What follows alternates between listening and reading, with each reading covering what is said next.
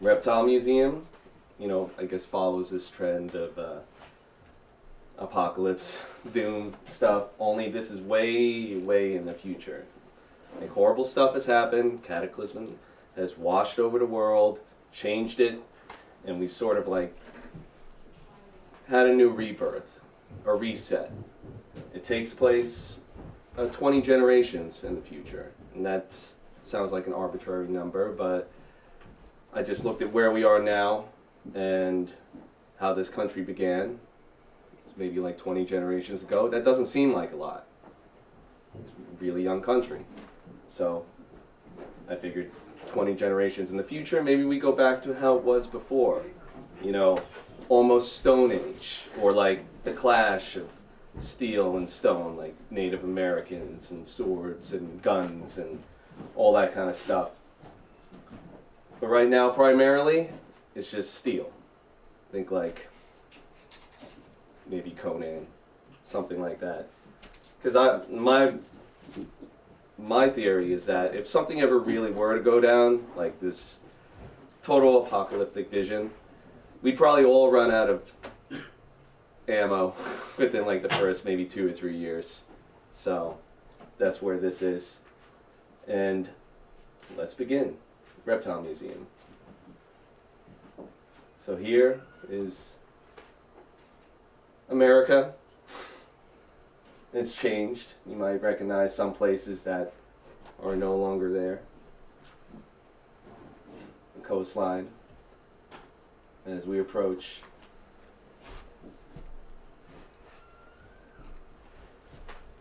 the place where all these events take place. This is Sewanhaky. Sewanhaky is the original name for Long Island. That's what the Indians called it. And it means land of shells. And the reason why it's called land of shells is because this was the only place in America that a certain type of shell would wash up, that they would turn into wampum or seawan. It's essentially, New York is the center of commerce in pre-Columbian times, and still is now. It's amazing. Why is that? That's interesting. But now, in this scenario, after the whole apocalypse or terrible things have happened, Sewanhaky is now isolated. Who knows why? I mean, there's a lot of nuclear power plants up and down the river there. If anybody knows anything about New York, maybe that has something to do with it. So the residents of Sewanhaky have been living in isolation for generations. Nobody ever really leaves the island. And like whoever does, they don't come back. And this story is about Pants, the main character, who's left the island, gone for 10 years, and finally comes back. He comes back and meets up with his friends. And his friends work, for the power company, the only power company on the island. It's just one strip of power lines. And there's basically 1 or 2 cars, and this is one of them. And he needs a lift to get to his home, his old stomping grounds, the Reptile Museum. And this is how it begins. Who is that? Is that Pants? Wow, I thought you were gone for good. Nah, he's back, and let's keep quiet about it. Pants is trying to keep a low profile for now. That's Pants in the black. Hello, Ralph. I knew it was you. I'd recognize that creepy walk anywhere. Now they're driving. Putt, putt, putt. Putt, putt, putt.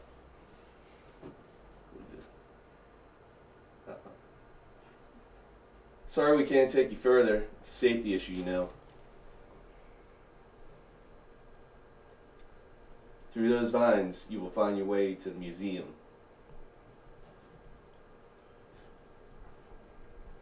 Thanks. There goes one strange human being. Shove over. I'm driving.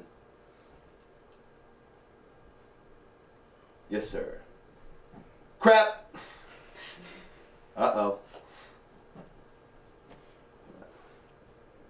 Get out of the truck and come over here. We got your friend. These guys are hopped up. Don't go over there. They'll kill him if I don't. They'll kill us all if you do. I said get over here! Damn it, Pants. How do I know you won't still harm us if I do? You already have all his things. Just let him go.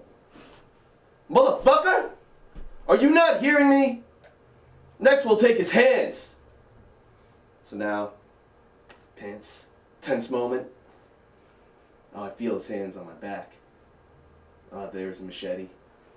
It's holding me here. There's the other machete. It's holding me there. Here I'm standing. There he's standing. He's there. That guy's there. Fine. Have it your way. Get on your... And now, torque. Twist. Flip. Dodge. Pow. Jam. Kicking the balls. Parry. Blind. Block. In the gut. Disarm. Jumping up. Sidekick. Pants, are you okay? He's okay. You still want to know where I've been? To be continued. And that's the latter half of the first issue. I've got 2 of them here.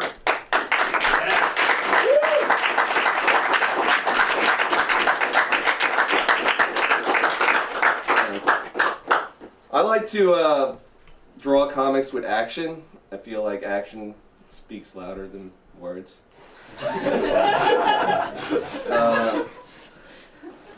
I'm not too good as a talker or a speaker. That's, I guess, why. Like, I try to express myself through movement. So I'm going to demonstrate what just happened, so you get the feeling of how it is. I need some volunteers. Yeah. How about you? Sure. Yeah, I'll take you. Oh, that guy too. So. How weird, we all live together. Yeah. We'll use these rods as machetes. Yeah, we can use this. Yeah.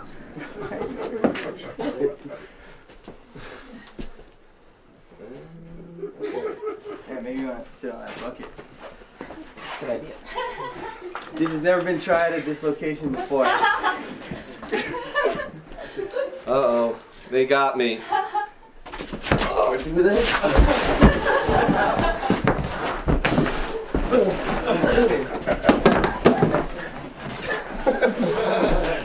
Oh, shit.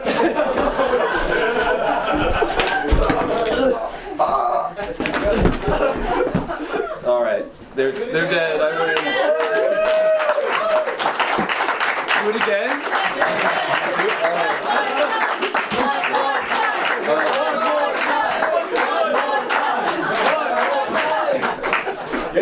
Are you okay? You need my machete. We ready to do this again? Yeah, come on. When's the last encore you ever saw it? I'm gonna really die this time. Explain it this time. I'll explain it this time.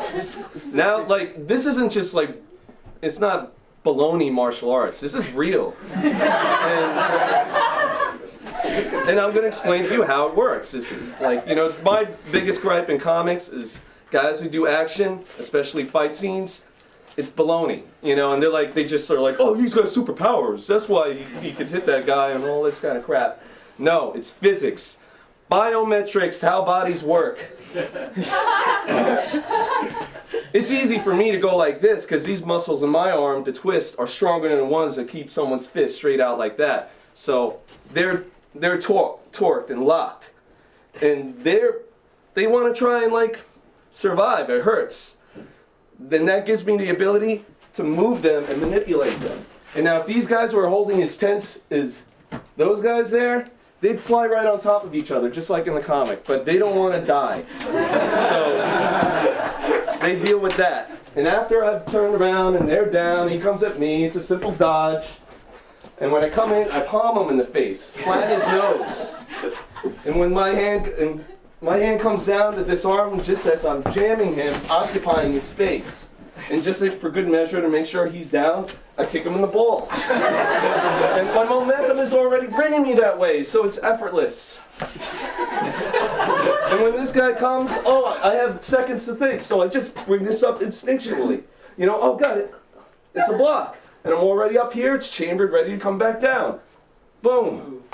In his eyes. And now I'm back down here like this. Oh shit, here comes. It's just natural. I'm trying to protect myself. But since my body's moving this way, oh, this is how I gotta get him. Stab.